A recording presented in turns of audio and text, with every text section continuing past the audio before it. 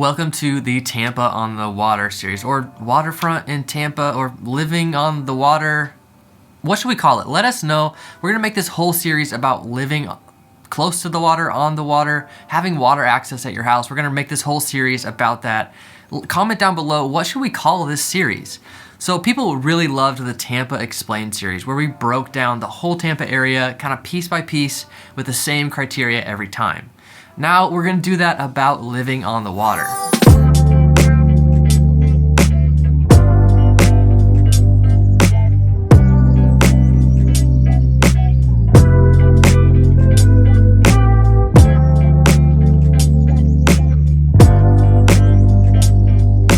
Tampa is unique among cities in Florida, located on the Gulf and pretty big, but that's not what makes it unique. This bay that comes up into the Tampa area, and then this whole other county over here, Pinellas County, up into Pasco County, even up into Hernando County, with so much waterfront. For example, one little town, the town that I live in, Tarpon Springs, a town of 25,000 people, has 28 miles of waterfront. And waterfront looks different all over the place, whether it's Gulf access, bay access, a canal, a river, or even just a lake or a pond. And for this series, we're gonna talk about navigable waters. And navigable is, whether you have a yacht or a stand-up paddleboard, we'll cover that whole spectrum. So there is the whole spectrum of water access, different types of water, different types of access. And then there's a whole spectrum of properties, from the big house that's on the beach to the condo that has a shared canal access in the back. For this whole series, we're going to return to the same criteria we used for the Tampa Explained series, which is proximity,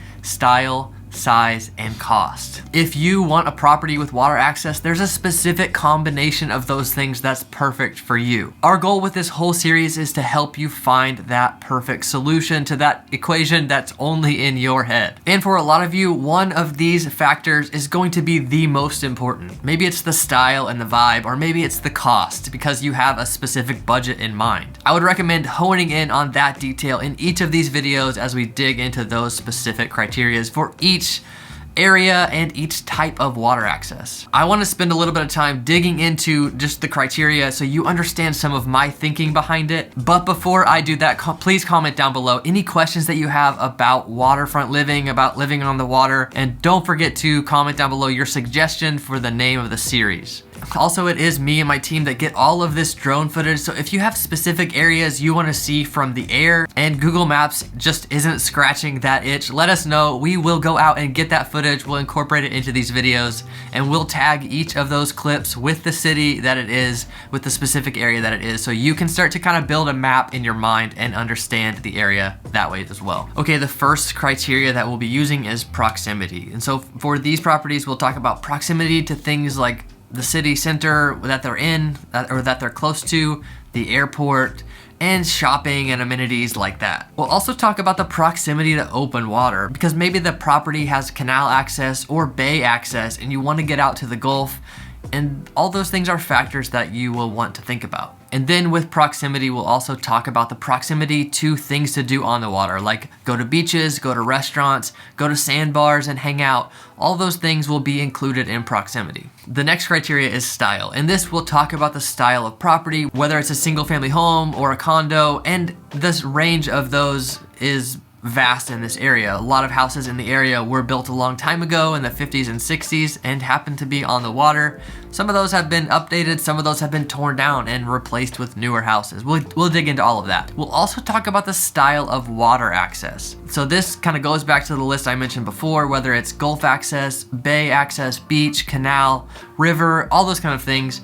We'll dig into that with style. Also in style, we'll talk about a bit of an X factor that my wife always tells me I should include, and we'll call it vibe. This will be a little more ambiguous than a lot of the criteria, but this will be where I give you a little bit of my opinion about what the area feels like. All right, the third criteria is size. And this will talk about a couple factors. We'll talk about the size of the property.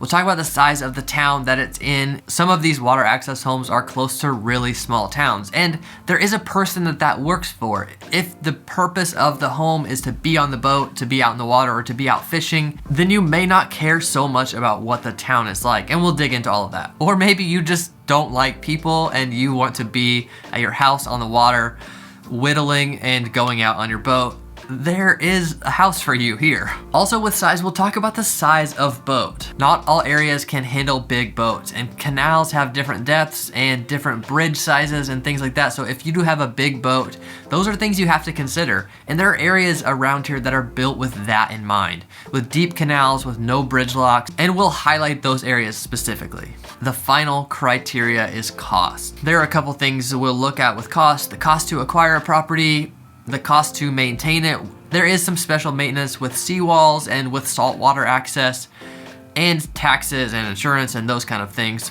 and flood insurance. If you have a mortgage on the property, you will likely be required to carry flood insurance. Some people really love the idea of offsetting their expenses if it's a vacation home by renting a property like this out on Airbnb or VRBO, but not all of these areas allow that. So we'll dig into that as well. Also, some costs related to using this as a vacation home.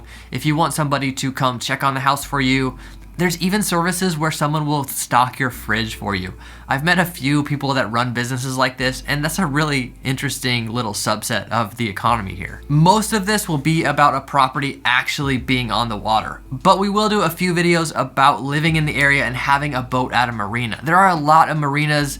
Because of all this water access, there's big marinas throughout the area. So we'll dig into that in a couple videos, but we'll mostly be focused on living on the water. And the marinas here are at all levels. Most of them store in like big warehouses where they lift it up with a forklift and put it in. And when you come to go out on the boat for the day, they bring it down and drop it in the water for you. So just a reminder, please comment down below any questions you have about living on the water in the Tampa area. And of course, we are a team of realtors here in the Tampa area. So if you have any real estate specific needs, please don't hesitate to reach out. Our phone number and email are right there on the screen and in the description down below.